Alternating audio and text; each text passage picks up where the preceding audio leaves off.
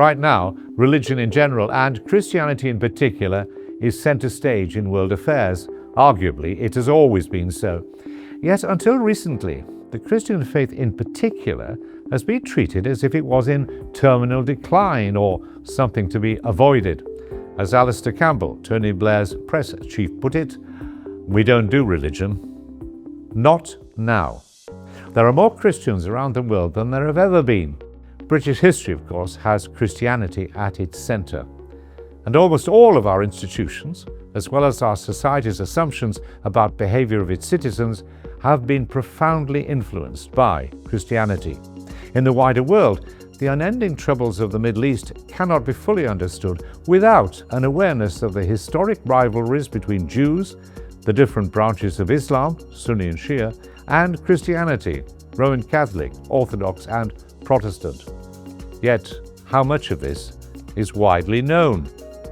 At a time when religious literacy is essential to understand the modern world and report on it accurately, we find that the new generation of journalists is unprepared for these events.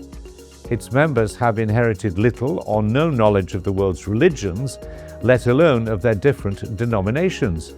Religion as a subject is not included in the courses they follow to obtain their qualifications. CBC, like many others, is very concerned about this issue and asked a selection of young journalists their experiences of trying to understand and respond to all the present issues we face, yet referencing them from a standpoint of informed religion. As a journalist, being religiously literate is really important because the job is fundamentally about understanding people and understanding societies. And religion, even if you are or aren't religious, it makes up such a huge part of the picture of life here in the UK. So to understand the fundamentals of that and to be able to see eye to eye with somebody you maybe don't completely agree with is going to give you a really good grounding at getting alongside people and getting alongside social issues. I think at least when I was at university, there was a school of thought that this was slowly going out the window. We'd had the kind of the peak and kind of the sort of decline of the new atheists that came about, that rationality was the way forward, that secularism was the way forward. But I think in the world today, we're seeing what that looks like without that. It's not one of like the specialisms that we'd look at. You might think you have the big ones like politics or lifestyle or sport, but religion didn't really ever seem to come into that. I don't know whether that's because the tutors didn't think they kind of had the right skills or knowledge, or if they just didn't think it was of an age where they didn't think it was interesting or worthwhile talking about, but there's a huge gap there. So I think the people in charge of the syllabuses, in charge of writing down what we'd be learning about, they thought, oh, you know, we're not going to need this in 10, 15 years. But as we're seeing in the world around us, religion is even more prevalent than it at least has been before. I think when it comes to politics, when it comes to education, when it comes to crime, when it comes to sexuality, I think religion plays a part in so many different topics, and that if you don't really know about that, they can be missed. For example, crime within the church. Due to the cost of living, there's been quite a few stories about lead theft, and about the other day there was one about someone stealing heating oil, gallons and gallons of heating oil from a church. And I just think, you know, journalists will cover cost of living, they'll cover, you know, how it's impacting the rise in food banks, but actually, how is it impacting places of worship? You can often get to the heart of the story with some of the, if you're sort of taking it from a religious angle. If something's happened in a community, maybe a tragic incident, there'll be a faith leader, there'll be a priest, a vicar, imam, someone from the faith community who will be able to kind of really speak for that community. Every mainstream story has a religious angle, even if it doesn't seem apparent at first. As a Christian journalist, the one that springs to mind is food banks, when it comes to issues to do with cost of living, or to do with kind of political crises that we have here in the UK. Churches, for example, and other religious organisations are often on the front line of that with communities. They're the ones who are opening doors for things like food banks, charity projects, and they are really the ones who are on the ground and have the face-to-face links with people who are actually living out the sort of effects of the political headlines that we see and that we report on.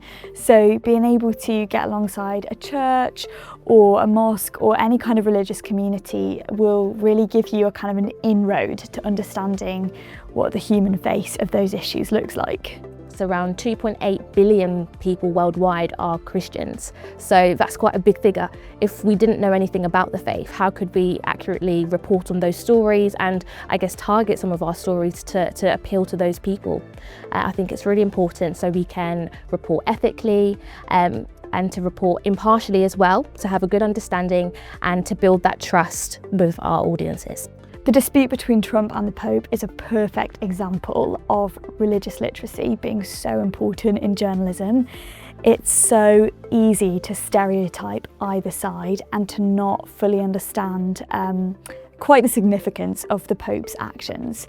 And it's probably quite easy to think that Donald Trump speaks for one kind of Christian and to ignore the complexities of Catholicism and Protestantism and how that interweaves into this kind of new frontier of social media and how Donald Trump is using AI to connect with his voter base. So I think if you understand religion, you've got your eyes open and you're so much better placed in our AI era that we're moving into to kind of see what is smoke and mirrors from what is, you know, a genuine message. I definitely would try. However, I don't know if they would be as open to hearing those stories, just because I think having worked in a mainstream broadcaster where they didn't focus specifically on a faith angle, they would almost see it as they were offending people that weren't of the faith. So they would try to basically steer clear of it unless it was a specific religious story, like, you know, the installation of the Archbishop of Canterbury, for example. So do you think they are in these mainstream organisations, journalists are scared of covering religion because of sensitivities and maybe scared because they feel they don't know enough? Yeah, definitely. Maybe scared that they don't know enough, but then also scared of the backlash that they may receive from other faiths or people of no faith at all. I think they would just rather stay clear of it completely than to report those interesting stories that there is an appetite for. I think you need to get across what we've just been establishing, really, is that this is a crucial part of how the world turns. And if you get that across to them, then they will know that, okay, I need to know this. I need to know these texts. I need to know this is the people we go to in a time of crisis. We need to know about these religions and why they operate the way they do. If you get that across to them, then it'll be impossible for them to leave that out of their journalism.